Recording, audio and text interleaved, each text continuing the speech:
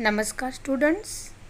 हिंदी में हम 5th poem कर रहे हैं जो अब्राहम लिंकन ने अपने बेटे के टीचर को लिखी है। हाँ, उसमें हमने लास्ट क्या पढ़ा कि लिंकन जी उनको कहना चाहते हैं कि मेरे बेटे को ऐसा बनाइए कि वो अच्छी बातें चलनी की तरह अच्छी बातें ग्रहण करके रखे और बुरी बातों को त्याग दे। ऐसे जैसे चलनी जो होती है उसमें हम अनाज साफ करते हैं, अन्न। हाँ, तो वो क्या करती है कि जो अच्छा है, अच्छा अन्न है, वो अपने पास रख लेती है। जो बुरा है मतलब कचरा है उसको निकाल देती है। तो ऐसे ही उसका उदाहरण देके लिंकन जी कहना चाहते हैं कि मेरे बेटे को भी ऐसा बनाइए। चलो अभी आप आगे पढ़ते हैं। बन पड़े तो उतारिए उसके मन में, हंसते रहो हृदय का दुख दबाकर, कहिए कि आंसू बहाते शर्माए नहीं वह, सिखाइए उसे ओछेपन को मानना। बन पड़े तो यानी कि पॉसिबल हो तो पॉसिबल हो तो उसके मन में ऐसा भर दीजिए, उतार दीजिए। हंसते रहो हृदय का दुख दबाकर, कि हमेशा चाहे कुछ भी हो, हाँ, कैसी भी कंडीशन हो, कभी हमारे लाइफ में सुख दुख ये तो सब होता है, तो अपना दुख दबाकर हमेशा हंसते ही रहना चाहिए, हमेशा मुस्कुराते रहना चाहिए। क्योंकि किसी के सामने दुख प्रकट करने से कुछ होता नहीं है। फिर कहिए कि आंसू बहाते शर्माए नहीं, कि कभी कभी ऐसी परिस्थिति हमारे सामने आ जाती है कि हमारे आँख में से आंसू निकल आते हैं, अच्छी बुरी कोई भी परिस्थिति हो। तो अगर दुख के आंसू है, खराब परिस्थिति के आंसू है, हाँ, तो उसको दबाना नहीं चाहिए। ऐसा उसको सिखाइए उसे ओछेपन को मानना। जीवन है ना, उसमें इतने सारे उतार चढ़ाव आते हैं। कभी हमारे चाहते हुए भी, ऐसी परिस्थिति नहीं चाहते हुए भी, हम जो नहीं चाहते हैं वो परिस्थिति हमारे सामने खड़ी हो जाती है। लेकिन कभी ऐसी परिस्थिति को स्वीकारने की हिम्मत भी हमारे दिल में होनी चाहिए।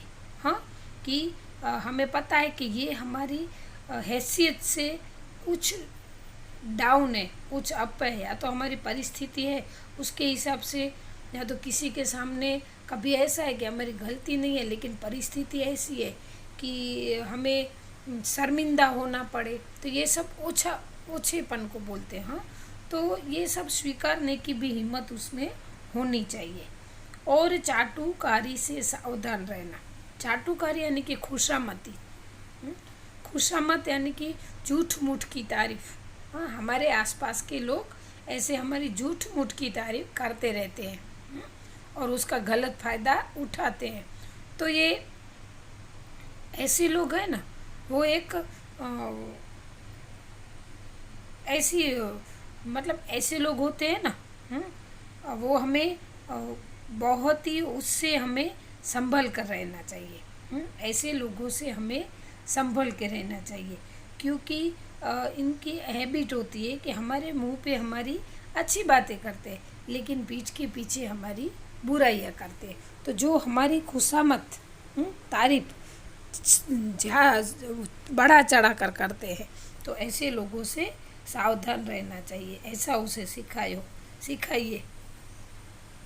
उससे पक्के पूरी तरह समझाइए कि खूब कमाई करे ताकत और अक्ल की लागत से, लेकिन कभी भी न बेचे अपना हृदय अपनी आत्मा। धिक्कारती हुई आती है भीड़ अगर, तो अनदेखा करना सिखाइए उसे और लिखिए उसके हृदय पर, जो सत्य जान पड़े न्यायोचित लगे, उसकी खातिर धरती में घड़ा कर पांव लड़ता रहे। उसको ऐसे पूरी पक्की तरह से समझाइए कि खूब कमाए, खूब धन कमाए, लेकिन अपनी ताकत लगा के, अपनी अक्ल लगा के, अपनी मेहनत और सूझबूझ से, हाँ, लेकिन कभी भी न बेचे अपना हृदय अपनी आत्मा। लेकिन कभी भी बुराई के रास्ते पर चल के, बेईमानी के रास्ते पे चलना यानी कि अपनी आत्मा को बेच देना। हाँ, तो कभी भी ऐसा काम न तो करे वो कि उसको बुराई का रास्ता अपनाना पड़े। तो वो हमेशा मेहनत, ताकत और अक्ल से काम ले और कभी भी बेईमानी का रास्ता न अपनाए। धिक्कारती हुई आती है भीड़ अगर, तो अनदेखा करना सिखाइए उसे। पूरी दुनिया में ऐसी कई भीड़ें होती है जो हमें धिक्कारती है, हमें हमारा मतलब हमें बहुत ही बुरी तरह से हमारे सामने आती है, जो हमारे लिए असह्य होती है। फिर भी ऐसी भीड़ को धिक्कारना चाहिए, अनदेखा करना चाहिए। हाँ, और लिखिए उसके हृदय पर जो सत्य जान पड़े न्यायोचित लगे। उसके हृदय पर ऐसा लिख के दीजिए कि वो सत्य को पहचान ले। न्यायोचित मतलब दो वर्ड है, न्याय प्लस उचित, यहाँ पे संधि है। न्याय प्लस उचित, तो जो न्याय उसको उचित लगे वो करने के लिए वो तैयार हो जाए, सही न्याय देने के लिए तैयार हो जाए। उसकी खातिर धरती में गड़ा कर पाँव लड़ता है। धरती में पाँव गड़ाना मतलब अडग रहना। वो ऐसा न्याय करे कि उस न्याय के लिए अगर उसको अडग ही रहना पड़े तो भी वो तैयार रहे। धरती में पाँव मतलब बिल्कुल, अगर धरती में पाँव रहेंगे हमारे तो हम हिल भी नहीं सकेंगे, इतने अडग रहेंगे, स्थिर रहेंगे।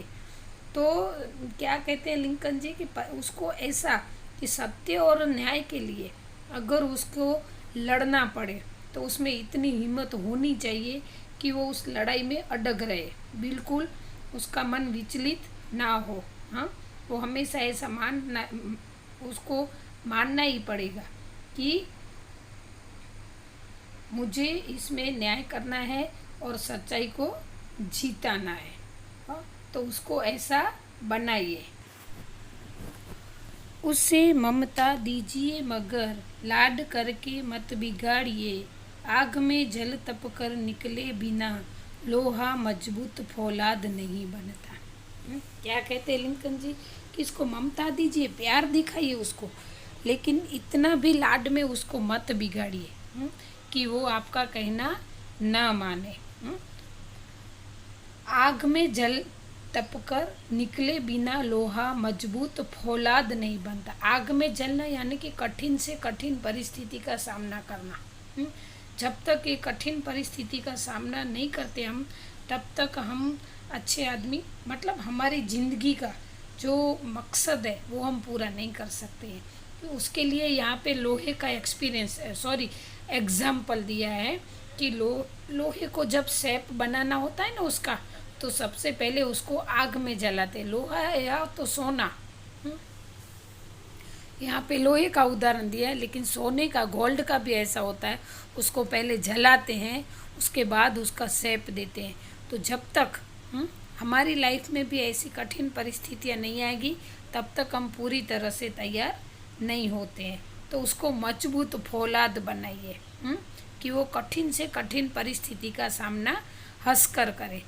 उसे आदत डाले कि अधीर होने का धीरज समझाए। संजोए यानी कि इकट्ठा करना। कभी हम इतने इमोशनल हो जाते हैं, हम इतने खुश हो जाते हैं, तो अधीरा होना मतलब एकदम एक्साइटेड होना। तो ये भी नहीं होना चाहिए इतना भी कि जिसकी वजह से हमें नुकसान हो। तो उसको ये भी समझाइए कि कभी ऐसी परिस्थिति आ जाए तो धीरज रखे और धीरज से काम ले वह। अगर दिखानी है बहादुरी हमें विश्वास चाहिए स्वयं का मजबूत।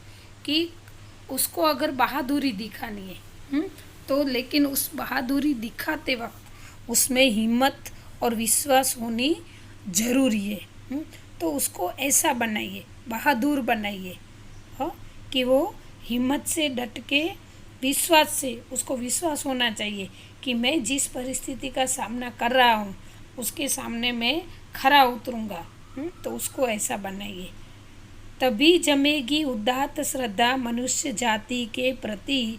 क्षमा कीजिए गुरु जी मैं बहुत बोल रहा हूँ। तभी जमेगी उदात्त यानी कि श्रेष्ठ।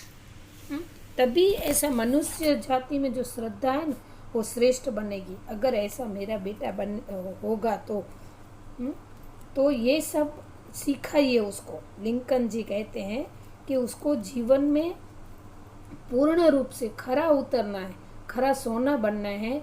तो मेरे बेटे को इतना इतना आप सिखाइए तो ही मेरा बेटा अच्छा बन सकेगा।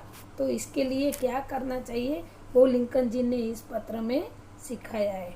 क्षमा कीजिए गुरुजी, मैं बहुत बोल रहा हूँ, बहुत कुछ मांग रहा हूँ, फिर देखिए जितना बने कीजिए जरूर। मेरा बेटा बहुत बहुत प्यारा बच्चा है भाई आपका। आपका अब्राहम लिंकन। क्या कहते हैं कि मुझे ऐसा लगता है कि शायद मैं बहुत बोल रहा हूँ। अभी मैंने शायद बहुत कुछ कह दिया है, फिर भी मैं आपसे क्षमा मांगता हूँ गुरुजी कि अगर मैं बहुत बोल गया हूँ तो क्षमा करना। लेकिन मैं कुछ मांग रहा हूँ आपसे, फिर देखिए कि जितना पॉसिबल है जितना बने कीजिए जरूर, यानी कि जितना पॉसिबल हो इतना आप कीजिए। मेरा बेटा बहुत बहुत प्यारा बच्चा है भाई, कि मेरा बेटा है बहुत प्यारा बच्चा है। अगर आप जितना उसको सिखाएंगे उतना वो सीखेगा। और स्टूडेंट हम में भी ऐसा है कि अगर हम स्कूल में कुछ आपको सिखाते हैं, बाय चांस सॉरी हम गलत से बाय चांस हमसे कुछ गलती हो जाती है तो आप वही सीखते हो।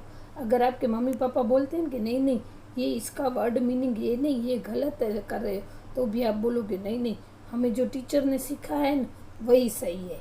तो इसलिए लिंकन जी टीचर को बोलते हैं कि अगर आप ये सब सिखाओगे ना तो मेरा बेटा अच्छे से सीखेगा, अच्छे से ग्रहण करेगा। अगर आपको बुरा लगा हो या तो आपको ऐसा लगा हो कि मैं कुछ ज़्यादा बोल रहा हूँ तो क्षमा चाहता हूँ। लेकिन एक बात मैं सही बता दूँ कि मेरा बेटा बहुत ही प्यारा बच्चा है। हाँ, छोटे बच्चे को हम जो सिखाएंगे ना वो सीखेगा। चाहे अच्छा सिखाएंगे तो वो अच्छा ग्रहण करेगा, बुरा क्योंकि वो तो प्लेन स्लेट है। स्लेट यानी कि पाटी, अगर ऐसे कोरी पाटी गुजराती में है ने कोरी पाटी के प्लेन है, उसके ऊपर जो हम लिखेंगे ना वही वो ग्रहण करेगा। हाँ, तो ये बहुत ही सुंदर हमें भी लागू पड़ती है ये पोयम। हमारे लिए भी है। ये तो लिंकन जी की जगह पे हमें अपने पापा को रखकर ये पोयम पढ़नी है कि मेरे पापा भी ऐसा चाहते हैं कि मेरा बच्चा भी ऐसा बनना चाहिए। तो यहाँ पर ये पोयम पूरी होती है। लास्ट में लिंकन जी अपना नाम भी लिखते हैं कि आपका लिंकन, मतलब हम जैसे भी पत्र लिखते हैं तो नीचे हम लिखने वाले का नाम लिखते हैं, वैसे ही इसमें लिंकन जी का नाम लिखा है। स्टूडेंट बहुत ही अच्छी पोयम है। आप भी उसमें से अच्छे से सीख लेना। तो ये पोयम यहाँ पर हम पूरा करते हैं। अस्तु।